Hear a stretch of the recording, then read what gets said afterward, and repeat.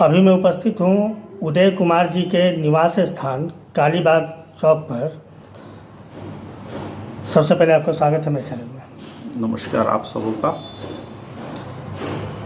ये वही हैं जिनके द्वारा कालीबाग मंदिर का वेब सीरीज़ बनाया गया है, जिसका एक पहलू पूरी जनता देख चुकी है और उसी विषय में मैं उनसे बात करने के लिए आया हूँ।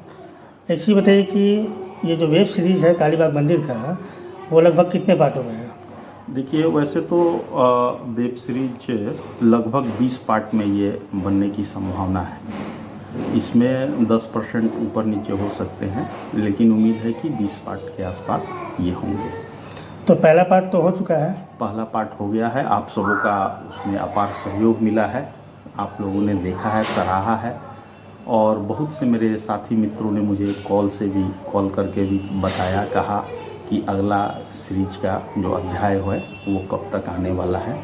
तो जो इसका दूसरा अध्याय है वो कब तक मतलब कि आपके द्वारा प्रस्तुत किया जाएगा? देखिए, अगर माता रानी का वो रहा, आशीर्वाद रहा, तो 16 तारीख को यानी कि मंगलवार को संध्या के समय 7 बजे के आसपास मेरा प्रयास है कि इस बार उसको रिलीज किया जाए। और इस बार जो रिलीज़ होगा वो विभिन्न अलग अलग पेजों से।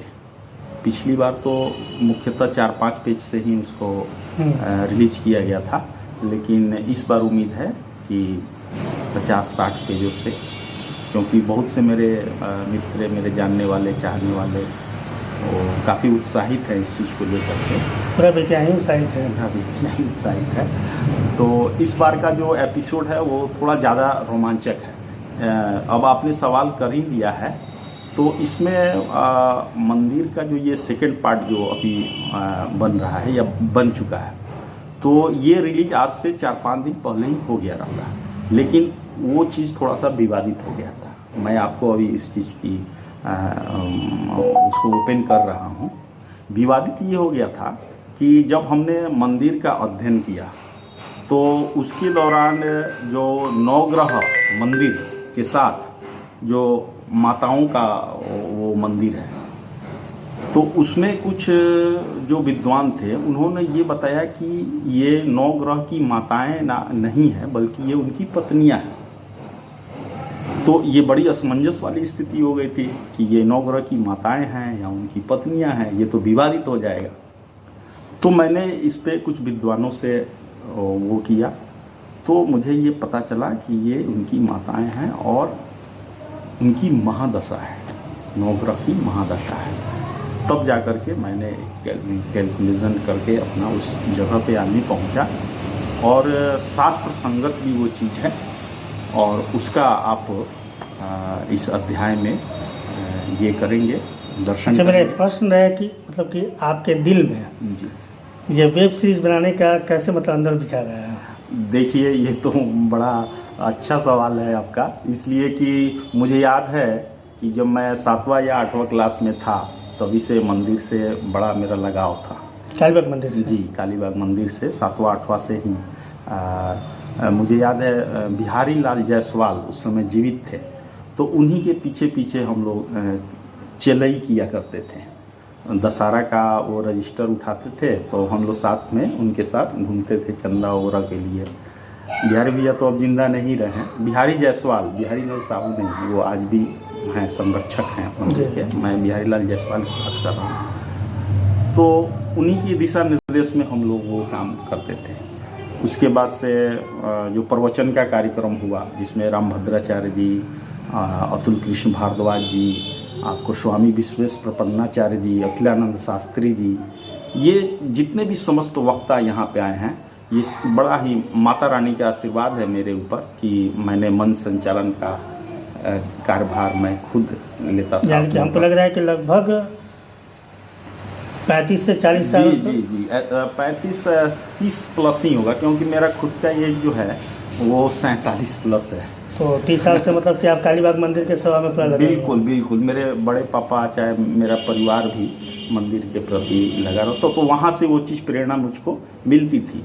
और चूँकि मैं बाल्यावस्था से ही इतिहास के पुस्तकों को मैं पढ़ता वगैरह था, तो बेतिया राज के बारे में भी मुझे काफ़ी इंटरेस्ट था। तो उन चीज़ों को मैंने अध्ययन भी किया जो 1244 से लेकर के और 1954 तक का जो इतिहास रहा है बेतिया राज का, अंतिम जो महारानी थी महारानी जानकी कुंवर, तो वहाँ तक का मुझे थोड़ा बहुत अध्ययन के दौरान कुछ जानकारी मिली है। इसके अलावा जयचंद्र झा जो मुख्य पुजारी हैं, जयचंद्र झा, उनके द्वारा भी मुझे कुछ बातों की जानकारी मिली है। मेरे जो बड़े पापा हैं बिहारी लाल साहू जी, उनके द्वारा भी मुझे बहुत सी चीज़ों की जानकारी मिलती है। इसके अलावा कुछ बुक्स हैं, बेतिया राज के बुक्स हैं, उनके द्वारा भी वो चीज़ है। तो इन सभी चीज़ों से मंदिर के बारे में, मंदिर के इतिहास के बारे में, बेतिया राज के बारे में, तो वो चीज़ें मिलती रहती हैं। चलिए, कहीं ना कहीं मतलब कि जनता को जो बेतिया का ऐतिहासिक मंदिर है ये काली बाग, आपकी इस वेब सीरीज़ बनाने से बेतिया के इतिहास की जानकारी उनको ज़रूर मिलेगी, कम से कम काली बाग मंदिर की। जी जी जी। और सबसे बड़ी चीज़ है कि एक जनरेशन जो है वो गैप हो चुका है और उनको इस मंदिर की महत्ता और उसका क्या मतलब क्या बोलेंगे उसको, मतलब कि उसकी उसका क्या गरिमा है, उस गरिमा को लेकर के उनको शायद नॉलेज नहीं है। जो एक जो जनरेशन जो चेंज हुआ है, तो मेरे और उनके बीच के गैप का जो जनरेशन है, एटलीस्ट उनको ये सारी चीज़ें मालूम चले, मंदिर का क्या महत्व है, क्या गरिमा है, क्या मर्यादा है। तो इस पे विशेष मेरा फोकस है कि कल होकर के आने वाले पीढ़ियों को भी मंदिर के बारे में, इनके इतिहास के बारे में, ऐसा ना हो कि किसी पन्ने में ये खो जाए।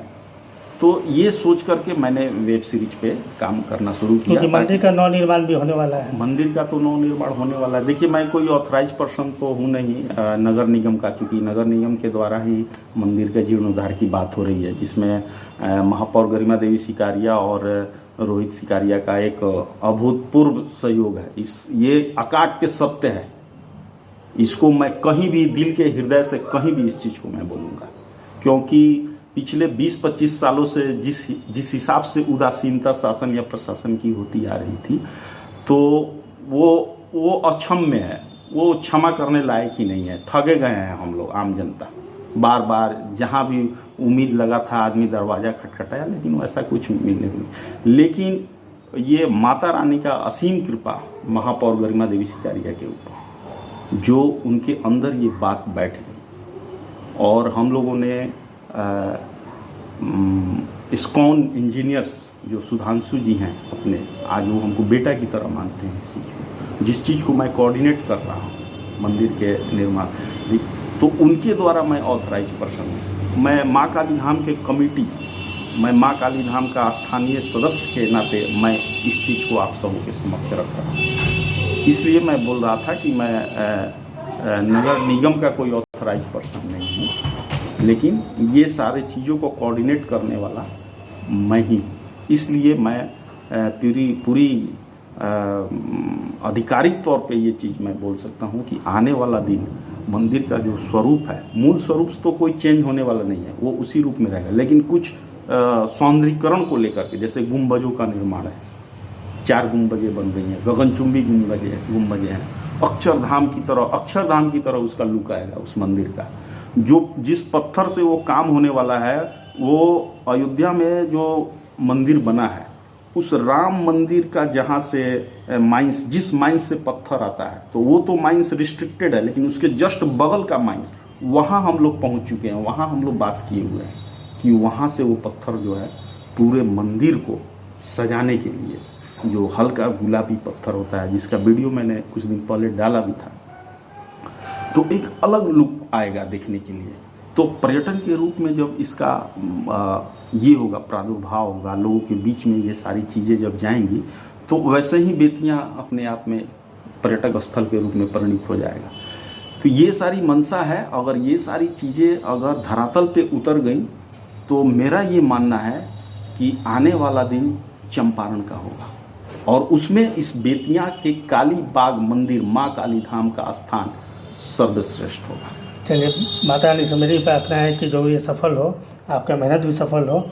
आपका परिचय?